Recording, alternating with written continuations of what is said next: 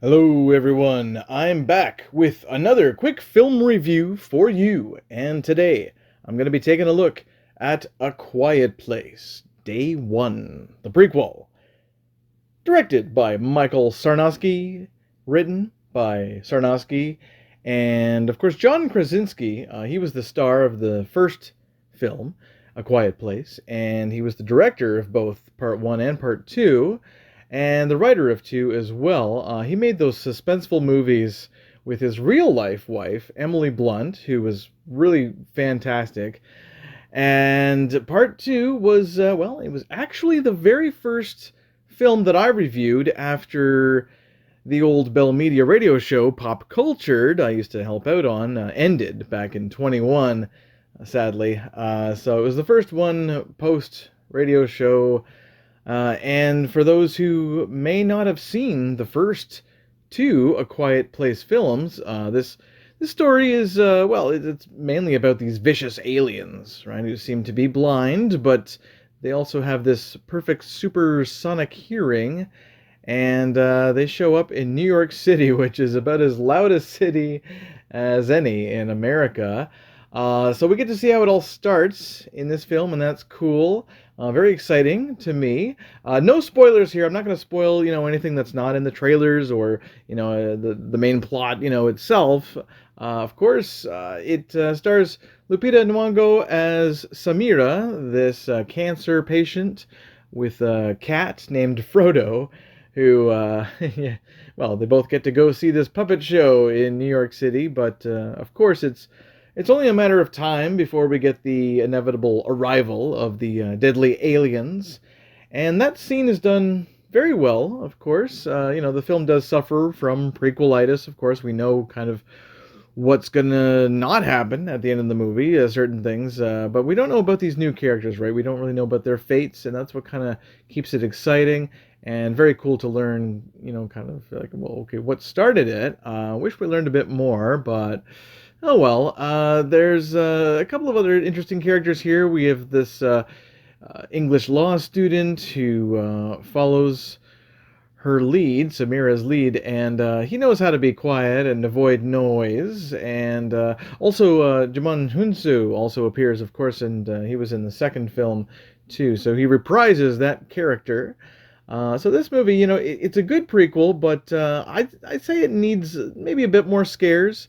There's some good jump scares here for sure, especially in the theater. But there's also some strange, like, unrealistic stuff here as well, even for like a sci-fi fantasy thriller horror film, of course. The aliens, they're just not that bright. They're just not that smart. But I guess that's already been established in the previous two A Quiet Place films we've seen. But anyway, to me, I do think the story did seem a little short, clocking in at 99 minutes. So the film has at least two really good jump scares. If you get me to jump out of my chair, then yeah, you've done a good job directing, editing, and everything like that. So yeah, some great directorial choices here. I was impressed.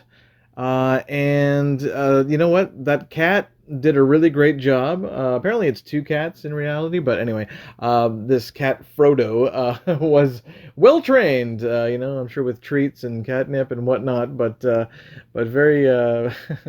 This film is very much for cat lovers. We're obviously targeting a cat loving audience here. People online have been commenting for weeks about, "Ooh, you better not kill that cat. That cat better not die." If Kitty dies, we riot. No, but I shall not spoil the fate of the kitty, of course, or any of these characters. It's yeah, it's impressive what they do with the cat, though. Cats aren't very easy to film usually.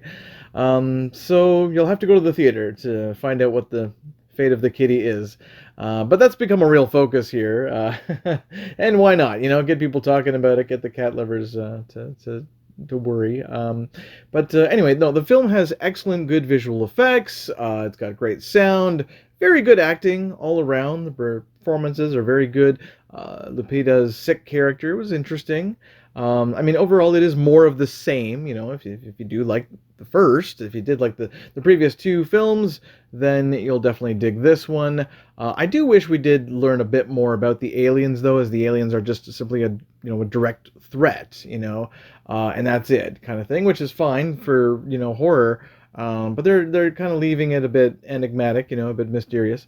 So I've gotta say that this movie's satisfied. It could have been a bit longer, it could have been a bit better, but I did enjoy it on many levels, and I'm gonna give A Quiet Place Day One an 8.5 out of 10. One last thing I want to say is that Lupita herself shows up on screen before the film begins, and she tells the audience to shh, be quiet, not just turn off your cell phones, right? That's a given, but no, she tells everybody to shut up, and I love that because sometimes chatty Cathys are in the audience and they talk a lot during the quiet scenes. It's some kind of instinct some people have. It's like, I'm going to talk during this quiet scene because it's quiet and you can hear me. It's like we're not at home, like anyway. I'm very, very happy to report that the other night at Gloucester's Silver City Cinemas, I think that's still what they call it. I'm very proud to say that the people of Ottawa, Eastern Ottawa, they were very quiet throughout this whole picture. Nobody said a word, not a single peep. So thank you to those great audiences out there. And thank you for tuning in to this review. And until next time, I'll see you all at the movies.